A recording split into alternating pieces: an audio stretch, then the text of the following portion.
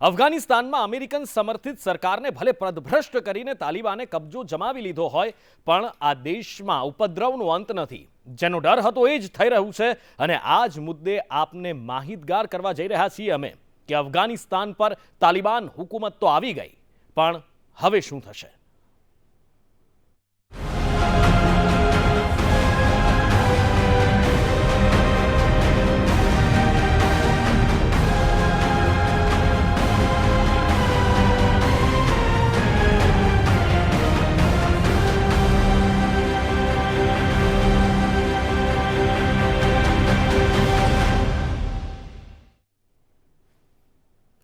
તાલિબાન રાજની શરૂઆત કરીએ એ પહેલા એક નજર કરીએ અફઘાનિસ્તાનના સૌથી મોટા સમાચાર પર. કેમ કે છેલ્લા 4 દિવસમાં બીજી વખત કાબુલ એરપોર્ટ નજીક ધડાકો થયો, જ્યારે અફઘાનિસ્તાનમાં ત્રીજો ધડાકો થયો છે. જો કે આ ધડાકો કોઈ તાલિબાની સંગઠન દ્વારા નહીં, પણ અમેરિકા દ્વારા કરવામાં આવ્યો છે. મીડિયા રિપોર્ટ્સ અનુસાર અમેરિકાએ આઈસિસ ખુરાસાનના આતંકીઓને ટાર્ગેટ કરીને હુમલો કર્યો હતો, પરંતુ આ હુમલામાં આતંકી તો બચી ગયો, પણ માસૂમ મોતને ભેટ્યા. તાજેતરમાં જ અમેરિકાના રાષ્ટ્રપ્રમુખ જો બાઇડને કાબુલ એરપોર્ટ પર હુમલો કરનાર આઈસિસ ખુરાસાનને ચેતવણી આપી હતી કે જે ડ્રોન સ્ટ્રાઇક કરી છે તેનો છેલ્લો પ્રહાર ન સમજવો. કાબુલ એરપોર્ટના હુમલાના ગુનેગારોને સામે અમે છોડીશું નહીં. જ્યારે પણ કોઈ અમેરિકાને નુકસાન પહોંચાડવાનો પ્રયત્ન કરશે અથવા અમેરિકી સેના પર હુમલો કરશે, ત્યારે અમે યોગ્ય જવાબ આપીશું, તેમાં કોઈ શંકા ન હોવી જોઈએ. અને તેના જ ભાગરૂપે રવિવારે અમેરિકાએ વધુ એક હુમલો કર્યો.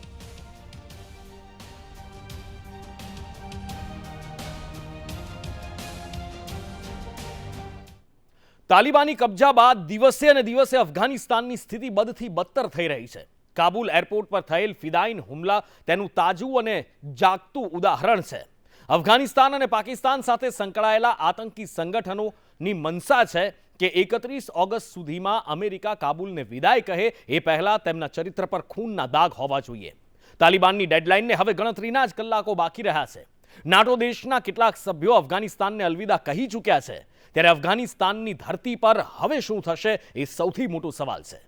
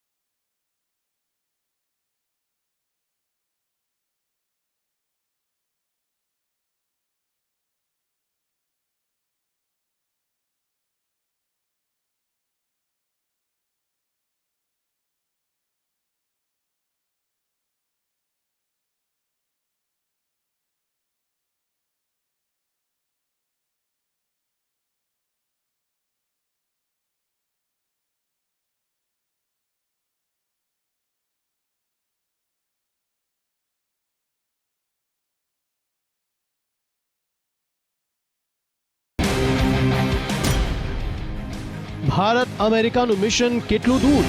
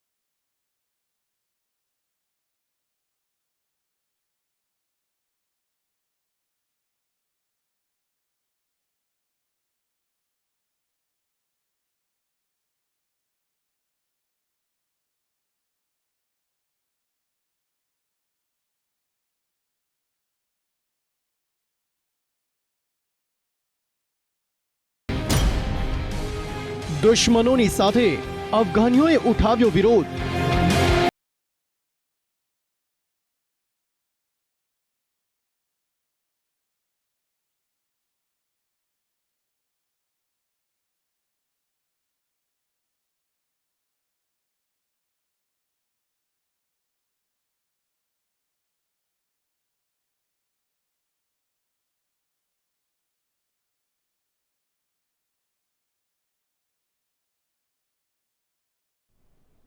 હટી રહ્યા છે એક બાદ એક, ખાલી થઈ રહ્યું છે અફઘાનિસ્તાન, આતંકવાદીઓને મળી રહ્યું છે મોકળું મેદાન. ક્યારે ક્યાં ન કરે અફઘાનિસ્તાનને જો હુમલો કરે છે, પરિસ્થિતિ કેવી સર્જાશે? ત્યારે સવાલ એ થાય કે અફઘાન પર તાલિબાની કબજો છે, પણ રિમોટ કંટ્રોલ કોના હાથમાં છે?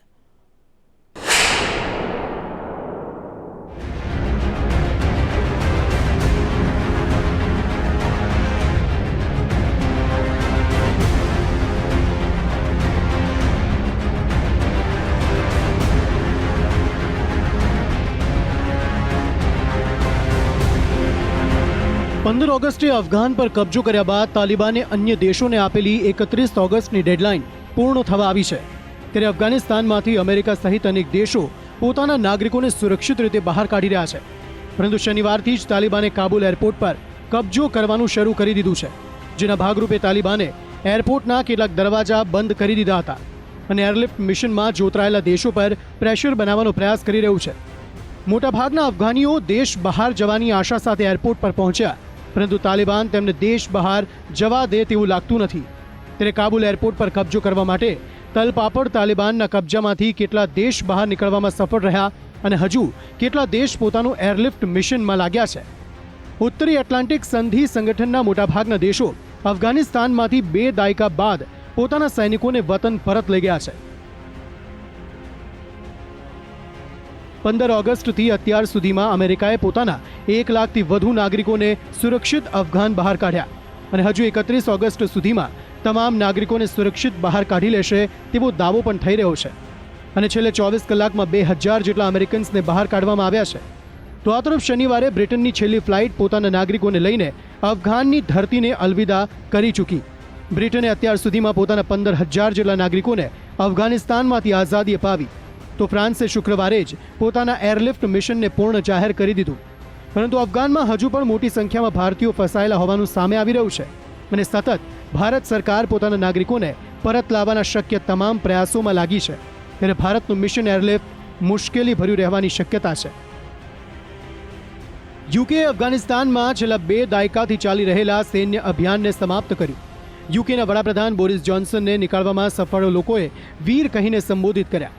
સાથે તેમણે કહ્યું કે દેશમાંથી બ્રિટિશ સૈનિકોનો અંતિમ કાફલો નીકળવો એક એવી પળ છે જે આપણને બતાવે છે કે છેલ્લા 2 દાયકામાં આપણે શું બલિદાન આપ્યું અને શું પ્રાપ્ત કર્યું. એવો અંદાજ નહોતો કે બ્રિટન આટલી મોટી સંખ્યામાં લોકોને બહાર કાઢશે. 2 સપ્તાહમાં બ્રિટને અંદાજે 15000 બ્રિટન અને અફઘાન નાગરિકોને કાઢ્યા છે. આ અભિયાનમાં બ્રિટને 1000 સૈનિકો, રાજદૂત અને અન્ય કર્મચારીઓ સાથે કામ કર્યું. બીજી તરફ કાબુલ એરપોર્ટ પર હવે અમેરિકાના માત્ર 1000 જેટલા જ નાગરિકો હોવાની વિગતો સામે આવી રહી છે. તો પાકિસ્તાન જેવા દેશો પણ પોતાની એમ્બેસી ખાલી કરીને ભાગી રહ્યા છે. ત્યારે ભારત માટે નાગરિકોને પરત લાવવા વધારે મુશ્કેલ સાબિત થઈ રહ્યા છે. વિદેશ મંત્રાલયનું કહેવું છે કે અફઘાનિસ્તાનમાં જેમ જેમ પરિસ્થિતિ બદલાઈ રહી છે તેમ તેમ સંખ્યા બદલી રહી છે. ત્યારે કહેવું મુશ્કેલ છે કે અફઘાનિસ્તાનમાં કેટલા ભારતીયો ફસાયેલા છે. પરંતુ સરકાર સેંકડો લોકોને ત્યાંથી સુરક્ષિત રીતે બહાર કાઢી ચૂકી છે અને હજુ પણ ફસાયેલા લોકોને ભારત લાવવાનું મિશન ચાલુ જ છે. અફઘાનના 34 પૈકી 33 રાજ્યો પર કબજો કરનાર તાલિબાન કાબુલ એરપોર્ટ પર પણ કબજો કરવાનું શરૂ કરી ચૂક્યું છે. તાલિબાનીઓએ કાબુલ એરપોર્ટના કેટલા દરવાજા બંધ કરી દીધા છે. તાલિબાને સત્તાવાર રીતે નિવેદન જાહેર કરતા કહ્યું કે કાબુલ એરપોર્ટ પર કબજો કરવા માટે અમારા એન્જિનિયર તૈયાર છે. અમે કાબુલ એરપોર્ટનું નિયંત્રણ લેવા માટે અમેરિકાના સંકેતની રાહ જોઈ રહ્યા છીએ. અમે બંને ઈચ્છીએ છીએ કે આ પ્રક્રિયા જલ્દી પૂર્ણ થઈ જાય. જોકે તાલિબાન માત્ર કાબુલ એરપોર્ટ પર જ કબજો કરવા માટે તલપાપડ નથી, પરંતુ પોતાની હુકુમત શરૂ કરવા માટે તે અધીરું બન્યું છે. અને એટલા માટે જ સરકારની જાહેરાત પહેલાં જ તાલિબાન નાગરિકો માટે એક બાદ એક ફતવા જાહેર કરી રહ્યું છે. કાબુલ પર કબજો કર્યાના 2 સપ્તાહ બાદ તાલિબાને અફઘાનીઓ માટે એક બાદ એક ફતવા જાહેર કરવાનું શરૂ કરી દીધું.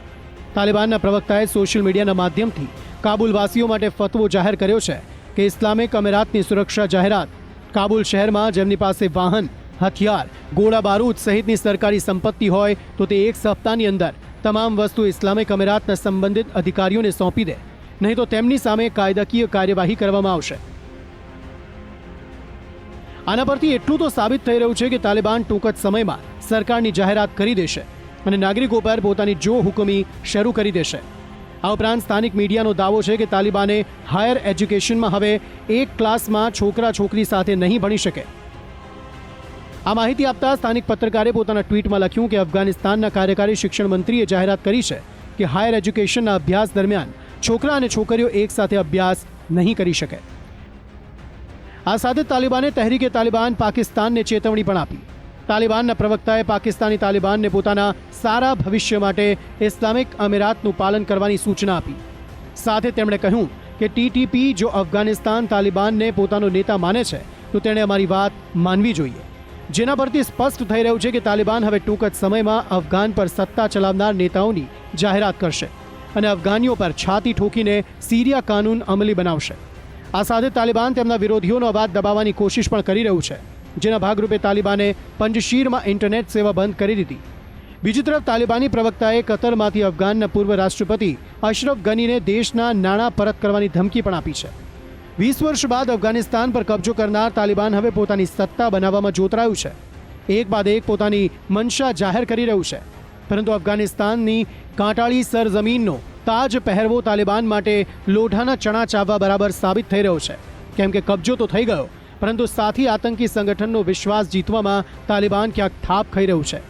અને એટલા માટે જ વિશ્વનું દુશ્મન તાલિબાન હવે એક બાદ એક આતંકી સંગઠનોનું પણ દુશ્મન બની રહ્યું છે.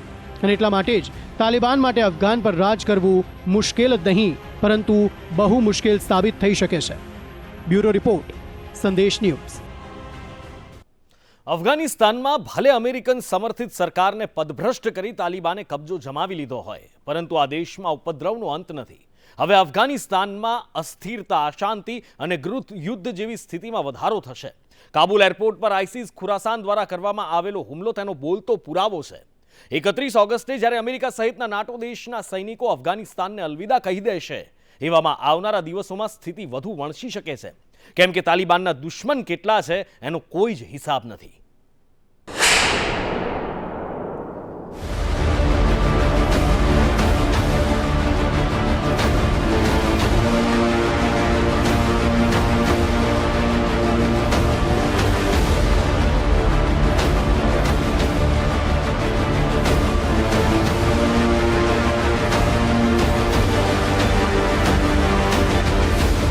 કાબુલ પર કાબીજ તાલિબાન માટે સરકાર બનાવવાથી લઈને ચલાવવા સુધી મોટી અડચણો સામે આવી રહી છે. બંદૂકના નાળચે અફઘાન પર કબજો જમાવનાર તાલિબાન અફઘાનવાસી સહિત દુનિયાનો તો દુશ્મન છે જ, સાથે જ હવે આતંકીઓનું પણ દુશ્મન બની રહ્યું છે. અને એટલા માટે અફઘાન આતંકની ફેક્ટરી બનીને દુનિયા સામે ઉભરી રહી છે. ત્યારે તાલિબાનના દુશ્મન કેટલા એ સૌથી મોટો સવાલ બનીને સામે આવી રહ્યો છે. વિશ્વની મહાશક્તિ અને અત્યાર સુધી અફઘાન પર હુકુમત ચલાવનાર અમેરિકાનો દાવો છે કે તાલિબાન અને હક્કાની નેટવર્ક બંને જુદા જુદા આતંકી સંગઠન છે.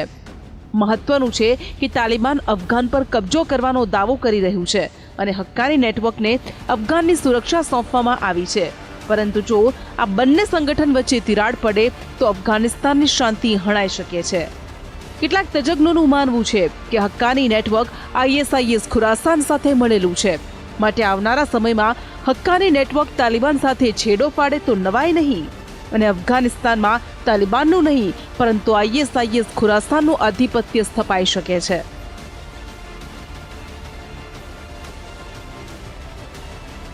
આઈએસઆઈએસ ખુરાસાન અને તાલિબાન વચ્ચેના જાની દુશ્મનના સંબંધો વિશે તો અમે આપણે છેલ્લા 2 દિવસથી માહિતગાર કરાવી રહ્યા છીએ, પરંતુ આજે આપણે એવા જ કેટલાક તાલિબાનના દુશ્મનોથી માહિતગાર કરાવવા છે જે અફઘાનિસ્તાનની સત્તા માટે તાલિબાનની મુશ્કેલી વધારી શકે છે. જેમાં સૌથી મોખરે છે પંશીરના સિંહ. તાજેતરમાં જ અફઘાનિસ્તાન સરકારના પૂર્વ ઉપરાષ્ટ્રપતિ અને સ્વઘોષિત કાર્યવાહક રાષ્ટ્રપતિ અમરુલ્લા સાલેહે કહ્યું કે અફઘાનિસ્તાનમાં તાલિબાનનું શાસન વધારે સમય નહીં ચાલે. અમરુલ્લા સાલેહનું આ નિવેદન એવા સમયે આવ્યું જ્યારે આઈએસઆઈએસ ખુરાસાને તાલિબાન સામે ગૃહયુદ્ધ છેડી દીધું છે. સ્થાનિક મીડિયાને આપેલા ઇન્ટરવ્યુમાં અમરુલ્લા સાલેહે કહ્યું કે તાલિબાનનો કાયદો ઇસ્લામિક અમીરાત છે. અફઘાનિસ્તાનના લોકો માટે એક સમૂહ દ્વારા એક નેતાની પસંદગી કરવી અસ્વીકાર્ય છે. તાલિબાન શાસન માટે અફઘાનિસ્તાનમાં લાંબો સમય ટકવું અસંભવ છે. મહત્વનું છે કે પંશીર તરફથી તાલિબાનને જબરદસ્ત જવાબ મળી રહ્યો છે. પંશીર પર કબજો કરવાના અત્યાર સુધીના તમામ પ્રયાસોમાં તાલિબાનને નિષ્ફળતા જ હાથ લાગી છે. અને અમરુલ્લા સાલે જાહેરમાં કહી ચૂક્યા છે કે કોઈ પણ કાળે અફઘાનિસ્તાનને તાલિબાનિસ્તાન નહીં બનવા દઈએ. જોકે પંજશીર એક એવો વિસ્તાર નથી કે જે તાલિબાન રાજથી ખફા હોય, પરંતુ અફઘાનિસ્તાનની જનતા પણ તાલિબાન રાજ સ્વીકારવા તૈયાર નથી. 15 દિવસની અંદર જ તાલિબાન રાજમાં જનતાએ વિરોધની રેલી યોજી અને તેમને પડતી મુશ્કેલીઓ દૂર કરવાની રજૂઆત કરી. ટીવી સ્ક્રીન પર દેખાતા આ દ્રશ્યોમાં લોકો બેંકમાંથી નાણાં ન નીકળતા હોવાની મુશ્કેલી સાથે રસ્તા પર ઉતરી આવ્યા અને તાલિબાન સત્તાધીશોને તેમની મુશ્કેલીઓનું સમાધાન કરવાની અરજ કરી. અગાઉ પણ અફઘાનિસ્તાનના વિવિધ શહેરોમાં જનતાએ તાલિબાન રાજનો વિરોધ કર્યો છે, ત્યારે આવનારા દિવસોમાં અફઘાનિસ્તાનની જનતાનો પંજશીરને સાથ મળશે તેમાં કોઈ બેમત નથી. આ ઉપરાંત આવનારા દિવસોમાં અફઘાનની ધરતી પર આતંક, ગૃહયુદ્ધ અને હિંસા ફાટી નીકળે તેવી શક્યતાને પણ નકારી નથી શકાતી, કેમ કે તાલિબાન સિવાય અન્ય આતંકી સંગઠનો પણ પોતપોતાનું વર્ચસ્વ બતાવવાની કોશિશ કરી રહ્યું છે. કાબુલ ડબલ બ્લાસ્ટની જવાબદારી લેનાર ખૂંખાર આતંકી સંગઠન ISIS ખુરાસન પણ અફઘાનની અશાંતિનું મોટું કારણ બની શકે છે. અફઘાનિસ્તાનમાં સૈનિકોની વાપસી માટે થયેલી અમેરિકા અને તાલિબાન વચ્ચેની ડીલનો પણ ખુરાસાન વિરોધ કરતું આવ્યું છે. તેમ છતાં તાલિબાને તેને નજરઅંદાજ કરવાની ભૂલ કરી છે અને એટલા માટે જ ખુરાસાન પોતાનું વજૂદ દુનિયાને દેખાડી રહ્યું છે અને તાલિબાનને તેની ઓકાત બતાવવાનો પ્રયાસ કરી રહ્યું છે. મીડિયા રિપોર્ટ્સ અનુસાર ખુરાસાન પાસે 500 થી 1000 જેટલા આતંકી છે, જે ગમે ત્યારે તાલિબાન સામે જંગ છેડી શકે છે. તો આ સાથે જ તાલિબાન ભલે અત્યાર સુધી કહેતું રહ્યું કે તેના રાજમાં એક પણ આતંકી સંગઠનોને માથું ઊંચકવા નહીં દે અને અફઘાનિસ્તાનની ધરતીનો ઉપયોગ અન્ય દેશ સામે તેણે નથી કર્યો, પરંતુ હકીકતમાં આવું નથી લાગતું. સંયુક્ત રાષ્ટ્રના એક રિપોર્ટ અનુસાર હક્કાની નેટવર્ક અલ કાયદા સાથે નજીકનો ઘરોબો ધરાવે છે, માટે આવનારા સમયમાં અલ કાયદા પણ માથું ઊંચકી શકે છે. તો હક્કાની નેટવર્ક ખુરાસાન સાથે પણ સંબંધ બનાવી રહ્યું છે, ત્યારે કયું આતંકી સંગઠન ક્યારે તાલિબાન સામે મોરચો માંડે તે કોઈને ખબર નથી અને એટલા માટે જ તાલિબાન વધુને વધુ આતંકી સંગઠનો સાથે હાથ મિલાવી રહ્યું છે. અફઘાનિસ્તાનમાં તાલિબાનના કબજા પછી તેના જેવી જ વિચારધારા ધરાવતા જૂથો નજીક આવી રહ્યા છે.